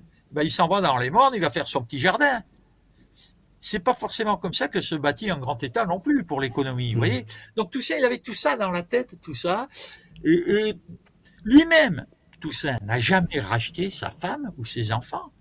Il les a laissés esclaves sur la plantation, parce que c'était des esclaves, mais qui étaient, privilégiés par Bayon de Libéral, de toute manière. Privilégiés, oui, c'est-à-dire, il faisait il n'avait pas le statut de l'esclave du jardin qui allait, comme on disait, qui allait travailler au champ tous les jours. Vous savez, il y avait des domestiques. Esclaves de champ, comment? esclaves domestiques. Et voilà, il y a toute une hiérarchie qui était établie pour récompenser ceux qui participaient au système. Et diviser pour régner. C'est comme ça. C'est profondément humain, qu'est-ce que vous voulez. Et pourquoi Toussaint n'a pas racheté sa femme et ses enfants? Parce qu'il voyait bien que ça servait à rien, d'après lui, et qu'au contraire, là, ils étaient sur ce qu'il estimait, lui, être sa propre plantation où il était né, et où il avait pris quasiment le pouvoir, puisque Bayon ne s'en occupait pas et faisait de lui son homme de confiance. Le commandeur, c'était Bruno, le frère de Suzanne. Bon, qu'est-ce qu'ils risquent? Ils sont sur la liste, le propriétaire est content, mais ils vivent pas. Il le dit très bien, hein, quand il est interviewé par les journalistes, qu'il avait sa maison à part et qu'ils avaient une espèce de liberté de savane, ce qu'on appelait une liberté de savane. Une liberté de fait, de terrain, mais qui n'avait pas été ratifiée en payant, il fallait payer pour les libérer. Voilà, bon, il y a évidemment des éléments qui nous paraissent troubles à nous, dans toutes ces affaires que je vous raconte là. Ça, mais le caporalisme agraire, c'est dur. C'est dur. Moïse représente une réelle volonté des nouveaux libres. Ils ne veulent pas subir ces contraintes. Ils ont été privés de liberté, ils veulent en profiter pleinement. On ne va pas essayer de leur dire maintenant, attendez, vous allez être encadré par l'armée, vous allez travailler. Voilà. Dessalines a appuyé encore plus fort sur cet aspect-là. Hein. C'est ça, j'allais évoquer ce point-là avec vous, voilà, parce que vous avez pris le temps d'écrire sur Toussaint Louverture, tout ça, etc., même si c'est l'époque qui nous demande ça, mais en parallèle, Jacques Dessalines, vous avez pensé à lui, parce qu'on parle de Toussaint Louverture, mais sans parler de Jacques Dessalines, c'est lui le père de la patrie. Je sais que Toussaint Louverture, certes, a tracé le chemin, mais Jacques Dessalines, qui avait une autre politique, qui a vu comment Toussaint Louverture a été déporté, embarqué, donc lui, il ne voulait pas être de même sort, donc il a appliqué une autre politique. Qu'est-ce que vous pouvez nous dire de Dessalines? Je ne vais pas faire le parallèle, mais quand même. Ben, écoutez, on fait toujours des parallèles. Je vais m'apprêter à vous dire. Non, mais bon, c'est vrai que ce n'est pas forcément la meilleure manière de raisonner, mais bon, ça peut parfois éclairer un peu. J'allais vous dire, il y a un peu le même rapport entre Toussaint et Dessalines qu'il y avait entre Paul Vérel et Sontonax. Vous voyez? Ok. C'est-à-dire, il y a celui qui avait un plan, et puis il y a celui qui dit, ben voilà, c'est comme ça, on va agir. Il y a celui qui tape, quoi. Il y a celui qui pense, il y a celui qui frappe. C'est un peu ça. Dessalines, il a frappé fort. Il avait quand même 17 plantations, on en a parlé. Il y a eu une polémique à un moment qui a circulé sur les réseaux sociaux parce que dans un de mes ouvrages, quelqu'un avait noté et avait repris dans une publication en créole. D'ailleurs, l'historien Jacques de Conat a dit que Dessalines avait 17 plantations. C'est pas moi qui l'ai dit, je l'ai pris chez un historien haïtien. Je l'avais cité entre guillemets. Je ne sais plus lequel d'ailleurs, peu importe, 17 plantations dans la plaine du cul-de-sac, ce qui était vrai, et qu'il les avait organisées militairement et que ça travaillait dur, et qu'en plus Dessalines a fait des expéditions, a organisé des expéditions punitives contre les cérémonies de vaudou qui se faisaient dans la plaine. Il a fait exécuter des prêtres et des prêtresses dans la plaine. Bon, tout cela, c'est connu. Dessalines n'a supporté aucun contre-pouvoir, mais alors je dis bien aucun.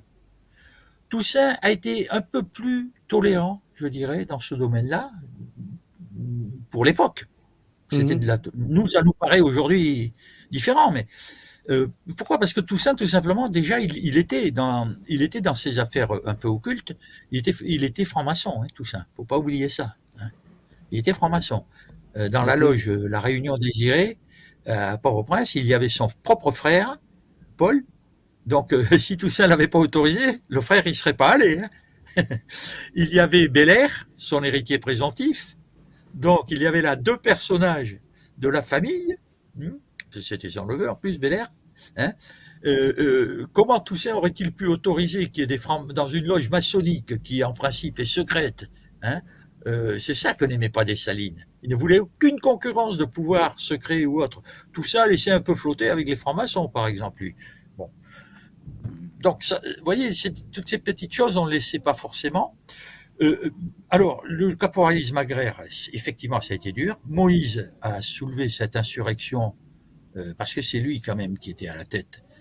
Et son propre Moïse était de la famille de Suzanne, hein, c'était son neveu. Il était le fils de Gilles, qui était un maçon, qui était le deuxième frère de Suzanne. Bruno, le commandeur. Gilles, le maçon, celui qui construisait les bâtiments de la plantation du Haut du Cap. C'était les frères de Suzanne. C'était donc les beaux-frères de Toussaint. Donc, et Moïse était le neveu. Du coup, il a fait exécuter son propre neveu. Il l'a fait exécuter, fusiller, comme rebelle à ses ordres et meneur d'une insurrection pour la liberté des travailleurs, qui n'étaient plus des esclaves déjà. C'est dur. C'est dur. Dans ce cas, mais Dessalines n'était pas de cette manière. Ah ben si, Dessalines, il a quand même fait exécuter à peu près la bagatelle de 6000 Blancs qui avaient choisi d'être haïtiens. Des Blancs français. Pas les, je dis Blancs, mais je devrais dire des Blancs français. Il n'a pas fait exécuter les Américains, hein, qui étaient dans la rade et qui attendaient sur leur bateau pour prendre l'argent de ces Français qui essayaient de s'échapper.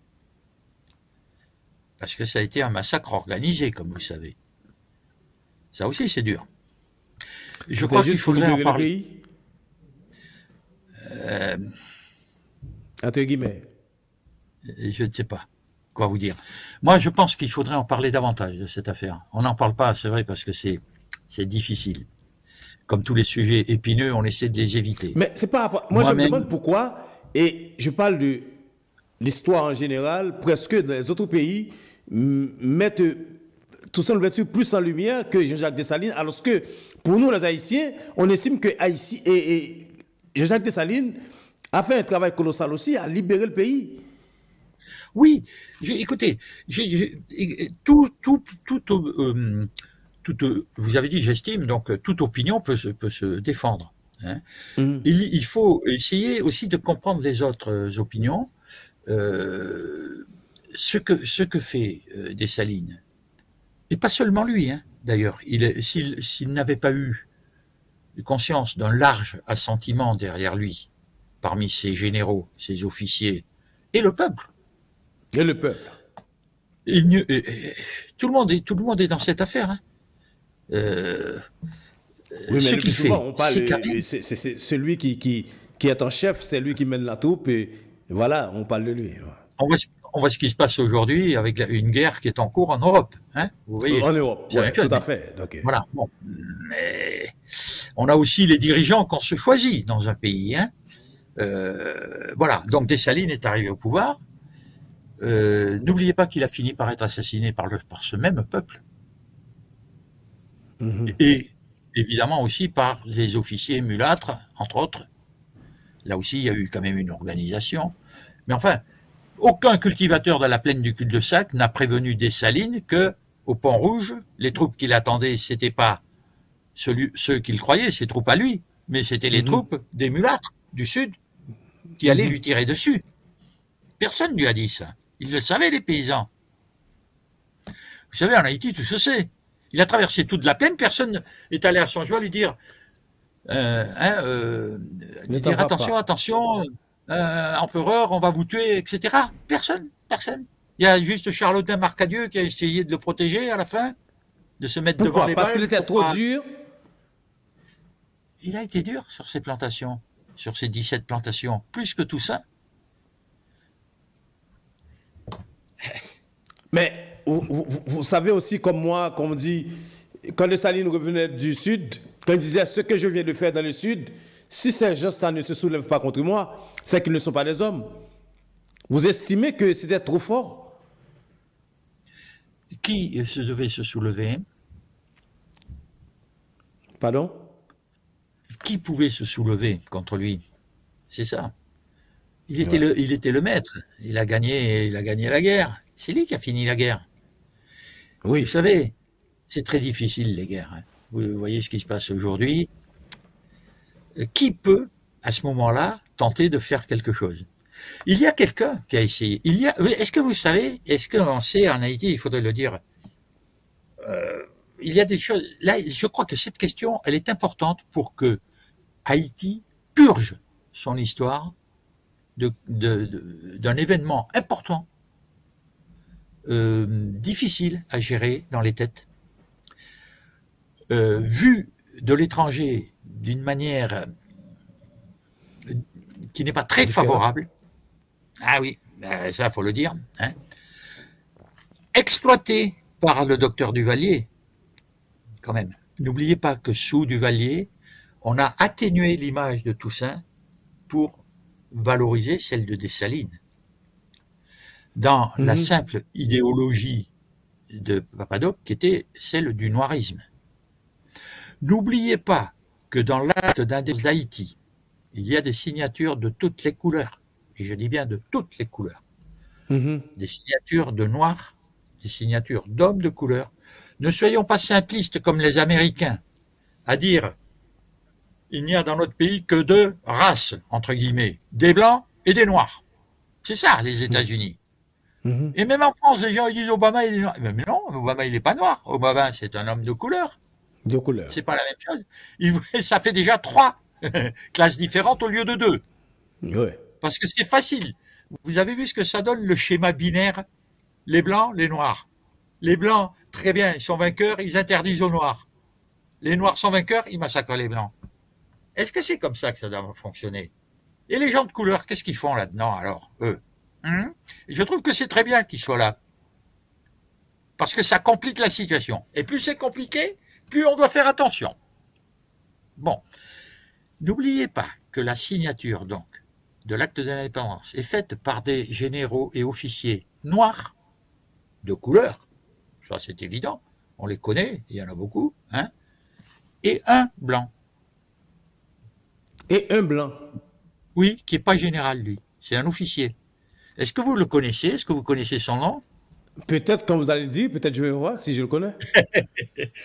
Il s'appelle Mallette. Mallette? Mallette. M-A-2-L-E-T. Qu'on prononce en Haïti Mallette, comme on prononce en Gascogne toutes les lettres E-T finales. On ne dit pas pasquet, en Haïti on dit pasquette, on dit Mallette. Et ce Mallette, il a un surnom.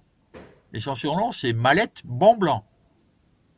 Ah d'accord. Non, je ne suis pas au courant de ça. Ah, il y avait un blanc qui a signé l'acte d'indépendance d'Haïti. Mallette Bonblanc. J'ai l'acte d'indépendance, là. On a retrouvé l'original aux archives en Angleterre. Il y est. Et il est parmi les signataires. Est-ce que vous savez aussi que ce Mallette Bonblanc, pourquoi il était là? Parce que quand il a appris qu'il y avait cette révolution française, en 91 notamment, il a soulevé ses esclaves, il les a libérés, il en a fait une armée républicaine, révolutionnaire, commandée par lui. C'est comme ça qu'il est devenu officier Mallette Bonblanc. C'était un monsieur de Jérémie. Vous savez que Jérémie a toujours été réputé pour être la ville des Blancs. Tout à fait. Parce qu'on connaît la famille Sansaric, tout ça. Et voilà. Et Sansaric, c'est pareil. Hein, c'est le descendant d'un corsaire bâillonné. Il a épousé la demoiselle Clérier et de là sont sorties je ne sais combien de filles qui ont donné je ne sais combien de familles en Haïti, à Jérémie. Et qu'est-ce qui est arrivé à ces familles avec monsieur Duvalier?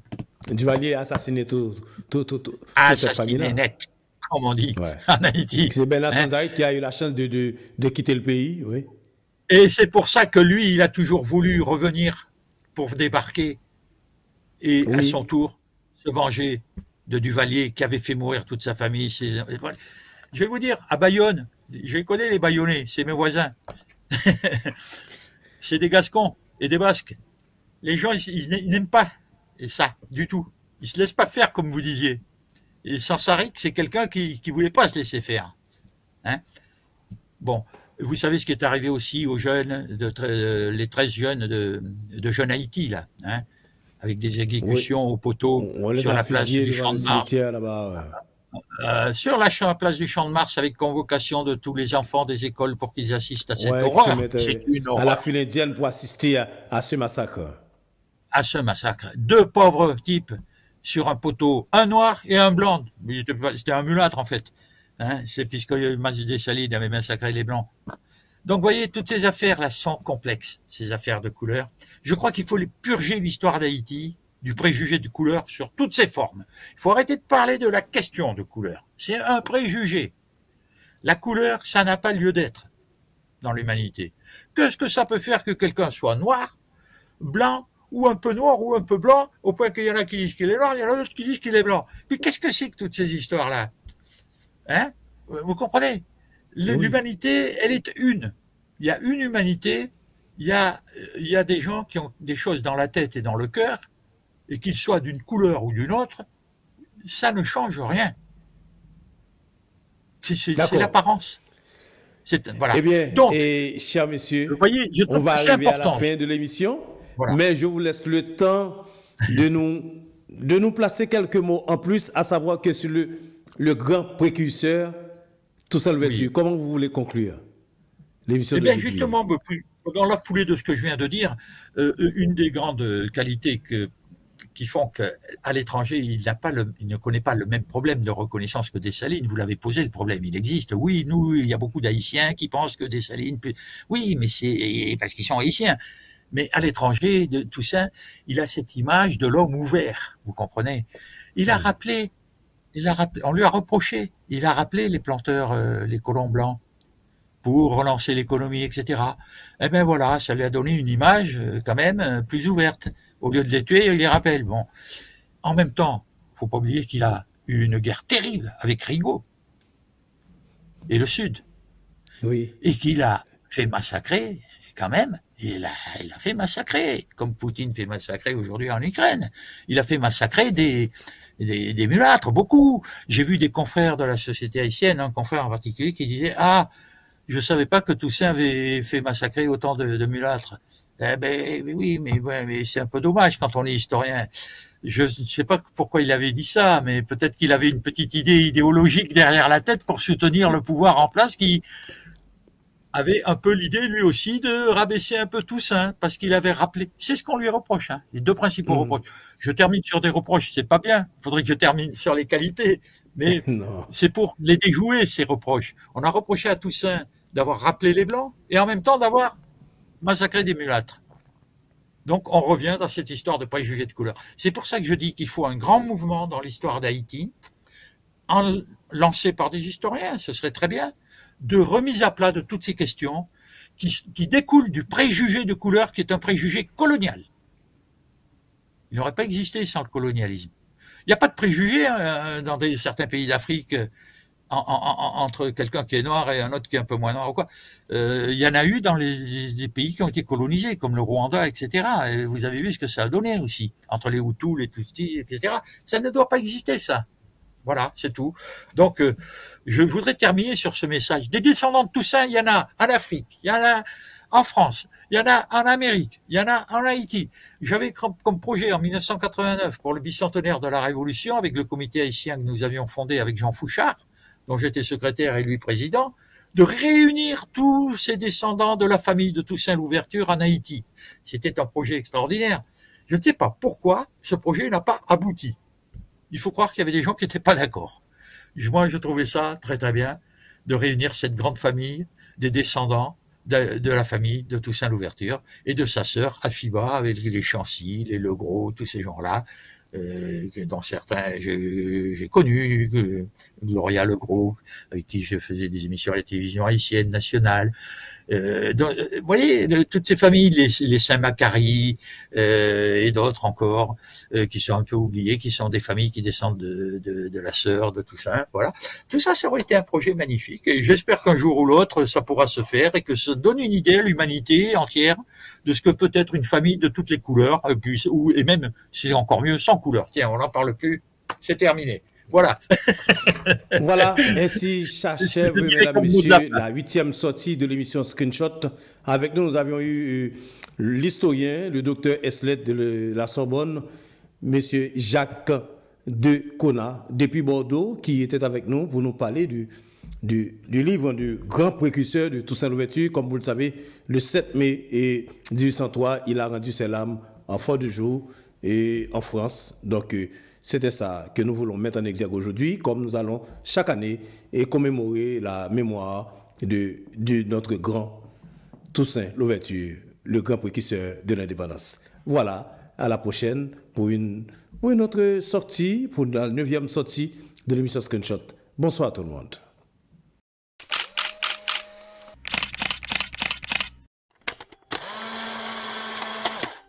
Vous qui aimez l'histoire, l'art, la littérature, la culture, le droit, la politique, l'économie, la spiritualité, la gastronomie, la science ou la technologie, Screenshot. Screenshot, une émission qui répond à votre désir où tout est dit sans langue de bois. Screenshot, tous les jeudis, 19h sur HLive TV. Screenshot. Screenshot. Screenshot, chérie.